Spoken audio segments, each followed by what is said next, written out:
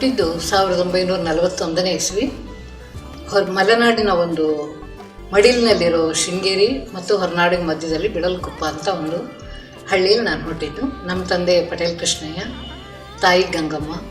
ಆಗಿನ ಕಾಲದಲ್ಲಿ ಹೆಣ್ಣು ಮಕ್ಕಳಿಗೆ ವಿದ್ಯಾಭ್ಯಾಸ ಯಾಕೆ ಅನ್ನೋ ಕಾಲದಲ್ಲಿ ನಮ್ಮ ತಂದೆ ನಮ್ಮ ಊರಿನಲ್ಲಿ ಸ್ಕೂಲ್ ಇಲ್ಲದೆ ಇರೋದ್ರಿಂದ ದೂರದ ಶಿವಮೊಗ್ಗದಲ್ಲಿ ನಮ್ಮನ್ನು ಮನೆ ಮಾಡಿ ಅಡುಗೆಗೆಲ್ಲ ಜನ ಇಟ್ಟು ಓದಿಸಿದ್ರು ಆಗ.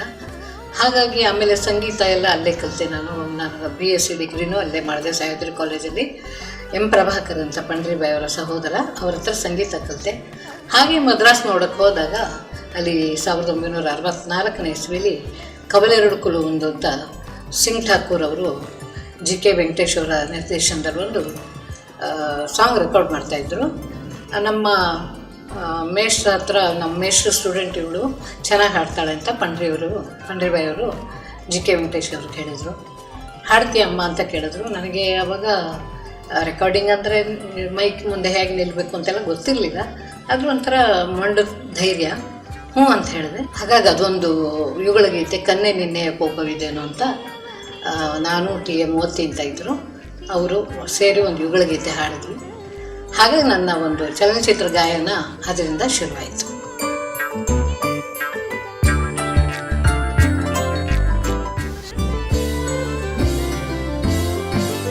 ನಮ್ಮ ತಂದೆಗೆ ಒಂದು ಆಸೆ ಇತ್ತು, ನನ್ನ ಮಗಳು ಹಾಡೋದನ್ನ ನಾನು ರೇಡಿಯೋದಲ್ಲಿ ಕೇಳಬೇಕು ಅಂತ. ಆವಾಗ ಯಾವ ಮಾಧ್ಯಮ ಇರಲಿಲ್ಲ, ರೇಡಿಯೋ ಒಂದರಲ್ಲೇ ಕೇಳಬೇಕಾಗಿತ್ತು ಯಾವ ಹಾಡುಗಳಾದರೂ. ನನ್ನ ಮಗಳು ಸಿನಿಮಾದಲ್ಲಿ ಹಾಡಿದರೆ ರೇಡಿಯೋದಲ್ಲಿ ಬರುತ್ತೆ, ನಾನು ಕೇಳ್ಬೋದು ಅಂತ ನಮ್ಮ ತಂದೆಗೆ ಅದೊಂದು ಆಸೆ. ಹಾಗಾಗಿ ನನ್ನನ್ನು ಮದ್ರಾಸಿಗೆ ಕರ್ಕೊಂಡು ಹೋಗಿ ಅಲ್ಲಿ ಮನೆ ಮಾಡಿ ಅಡುಗೆಯವ್ರನ್ನ ಇಟ್ಟು ನನಗೆ ಅನುಕೂಲ ಮಾಡಿಕೊಟ್ರು ಸಿನಿಮಾದಲ್ಲಿ ಹಾಡು ಅಂತ. ಅದಾದಮೇಲೆ ಕವಲೆರಡು ಕುಲ ಒಂದು ಆದಮೇಲೆ ತಾನಾಗಿ ನನಗೆ ಅವಕಾಶಗಳು ಬರೋಕ್ಕೆ ಶುರುವಾಯಿತು. ವಿಜಯ ಭಾಸ್ಕರ್ನ ಈ ಗಳಿಗೆಯಲ್ಲಿ ನೆನಿಬೇಕು ಅವರನ್ನು. ಬಹಳ ಜನ ಕನ್ನಡದ ಗಾಯಕಿಯರಿಗೆ ಅವಕಾಶ ಕೊಟ್ಟಿದ್ದಾರೆ. ಅವರ ಸಂಗೀತ ನಿರ್ದೇಶನದಲ್ಲಿ ನಾನು ತುಂಬ ಹಾಡು ಹಾಡಿದ್ದೀನಿ. ರಾಜನ್ ನಾಗೇಂದ್ರ ಅವರು, ಸತ್ಯಂ ಅವರು, ಹೀಗೆ ಎಲ್ಲ ಉಪೇಂದ್ರ ಕುಮಾರ್ ಅವರು, ಎಲ್ಲರ ಒಂದು ಸಂಗೀತ ನಿರ್ದೇಶನದಲ್ಲಿ ಹಾಡೋ ಅವಕಾಶ ನನಗೆ ಸಿಕ್ತು. ಆಮೇಲೆ ಹಾಡು ತುಂಬ ಒಳ್ಳೆಯ ಪಾಪ್ಯುಲರ್ ಆಗೋಕ್ಕೆ ಶುರುವಾಯಿತು. ಹಾಗಾಗಿ ನನಗೆ ಅವಕಾಶಗಳು ಬಂದಾಗ ನಾನು ಅದನ್ನು ಉಪಯೋಗಿಸ್ಕೊಂಡೆ. ಇದು ಒಂದು ದಿನ ರಾತ್ರಿಯಲ್ಲಿ ಉಪಾಸನೆದು, ಆಮೇಲೆ ಗೆಜ್ಜೆ ಪೂಜೆದು, ಸತಿ ಸುಕನ್ಯಾ, ಮಧುರವಿ ಮಂಜುಳುಗಾನ, ಗಾಂಧಿ ತಾತನ ಸನ್ನಿಧಿಗೊಂದು, ಮನೆಯ ಬೃಂದಾವನ, ಹೀಗೆ ಅನೇಕ ಹಾಡುಗಳನ್ನು, ಒಳ್ಳೊಳ್ಳೆ ಹಾಡುಗಳನ್ನು ಒಂದು ಹಾಡೋ ಅವಕಾಶ ನನಗೆ ಸಿಕ್ತು.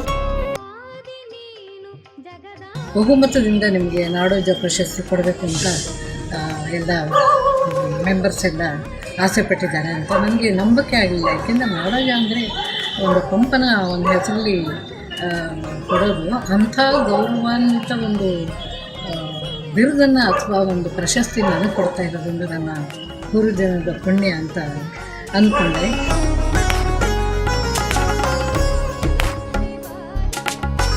ಅದಾದ ತಕ್ಷಣ ಬೆಂಗಳೂರು ವಿಶ್ವವಿದ್ಯಾಲಯದವರು ನನಗೆ ಗೌರವ ಡಾಕ್ಟರೇಟ್ ಕೊಡಬೇಕು ಅಂತ ಅಲ್ಲಿಂದ ನನಗೆ ಫೋನ್ ಬಂತು.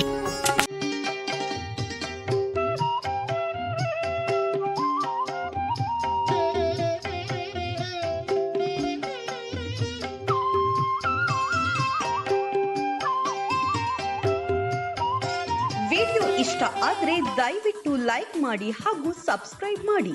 ಪಕ್ಕದಲ್ಲಿ ಇರೋ ಬೆಲ್ ಐಕಾನ್ ಒತ್ತಿ ಮುಂಬರುವ ವಿಡಿಯೋಗಳ ನೋಟಿಫಿಕೇಶನ್ ಪಡೆದುಕೊಳ್ಳಿ ಹಾಗೂ ಈ ವಿಡಿಯೋನ ಶೇರ್ ಮಾಡಿ ಎಲ್ಲರೊಂದಿಗೆ ಹಂಚಿಕೊಳ್ಳಿ.